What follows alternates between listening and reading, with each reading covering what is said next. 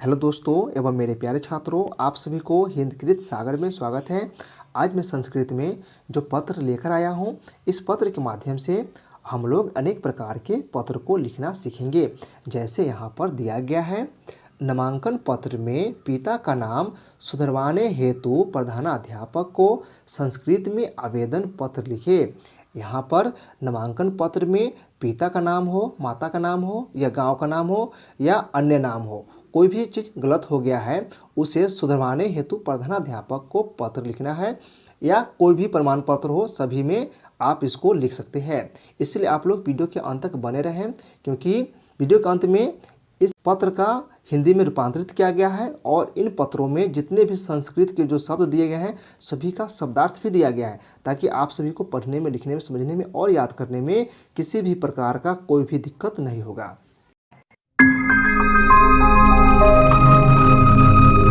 सेवायाम अर्थात सेवा में, उसके बाद कॉमा देंगे और उसके नीचे की लाइन पर लिखना है श्रीमंत प्रधानाध्यापक महोदय। इसका अर्थ होता है श्रीमान प्रधानाध्यापक महोदय। उसके नीचे की लाइन पर लिखना है राजकीयकृत उच्च विद्यालय वैशाली। इसका अर्थ होता है राजकीयकृत उच्च विद्यालय वैशाली।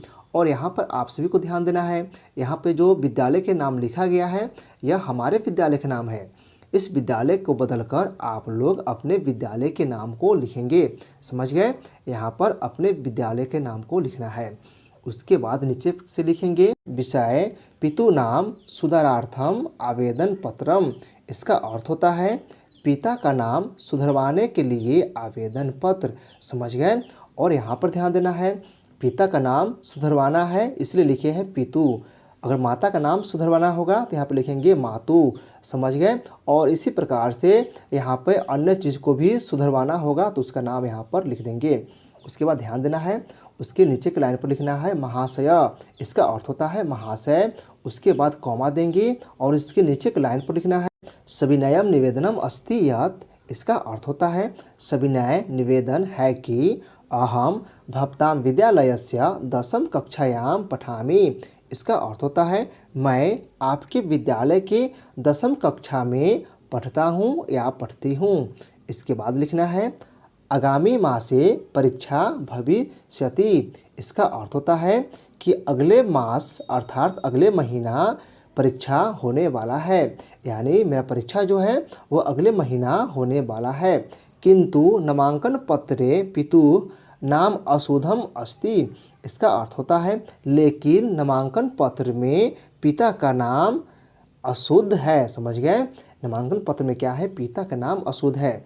इसी प्रकार से यहाँ पे ध्यान देना है, पिता का नाम सुधरवाने हेतु यहाँ पे पितु लिखेंगे, माता का नाम को सुधरवाने हेतु यहाँ पर लिखेंगे मातु। समझ गए? और यहाँ पे नामांकन पत्र है तो यहाँ पे नामांकन पत्र लिखेंगे। अगर कोई अन्य पत्र होगा उसमें नाम गलत हो गया है तो उस पत्र को नाम यहाँ पर लिख देंगे। समझ गए? और अन्य पत्र को भी यहाँ पे नाम को लिख सकते हैं, और जिसका भी गलत हो गया नाम उसको यहाँ पर लिखना है। उसके नीचे अतः श्रीमंतम प्रार्थना अस्ति यत्। इसका अर्थ होता है अतः श्रीमान से प्रार्थना है कि मम पितु नाम परिशुद्धम कृत्वा मम उपकुर्वन्तु। अर्थात मेरे पिता का नाम शुद्ध करके अर्थात सही करके मेरा उपकार करे। एतस्य कृते सदा आभारी भविष्यामि। इसका अर्थ होता है इसके लिए सदा आभारी रहूँगा या रहूँगी। समझ गए? इसके बाद नीचे से लिखना है भवतां विश्वासी छात्र या छात्रा। इसका अर्थ होता है आपका विश्वासी छात्र या छात्रा। यहाँ पे लड़का के लिए छात्रा होगा और लड़कियाँ के लिए छात्रा होगा। समझ गए? दोनों में से कोई एक ही शब्द को लिखना है, दोनों को नहीं लिखना है। समझ गए?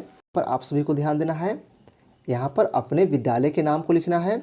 उसके बाद जिसका भी नाम सुधरवाना होगा उसका नाम यहाँ पर लिखेंगे और यहाँ पर भी लिखेंगे और यहाँ पर भी लिखेंगे। समझ गए? और उसके बाद जिस पत्र में नाम सुधरवाना होगा उस पत्र के नाम को यहाँ पर लिख देंगे। समझ गए? जैसे मान लीजिए पिता का नाम अगर सुधरवाना होगा तो यहाँ पे लिख देंगे पितु, माता का नाम रहेगा तो लिखेंगे मातु। ग्राम हो या अन्य कोई भी नाम हो, अगर वो गलत हो गया है तो उसे सुधरवाने हेतु 3 जगह नाम लिखना है, एक यहाँ और एक यहाँ। और जिस पत्र में गलती हुआ है उस पत्र के नाम को यहाँ पर लिख देंगे।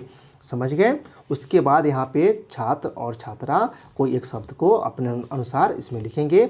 उसके बाद इसमें कोई भी परिवर्तन नहीं करना है। और इस पत्र को हिंदी में भी रूपांतरित किया गया है और इन पत्रों में जितने भी संस्कृत के जो शब्द दिए गए हैं सभी का शब्दार्थ भी दिया गया है, ताकि आप सभी को पढ़ने में, लिखने में, समझने में, याद करने में किसी भी प्रकार का कोई भी परेशानी नहीं हो। अगर ये वीडियो अच्छा लगे तो प्लीज़ लाइक शेयर सब्सक्राइब जरूर करें। जय हिंद, जय भारत।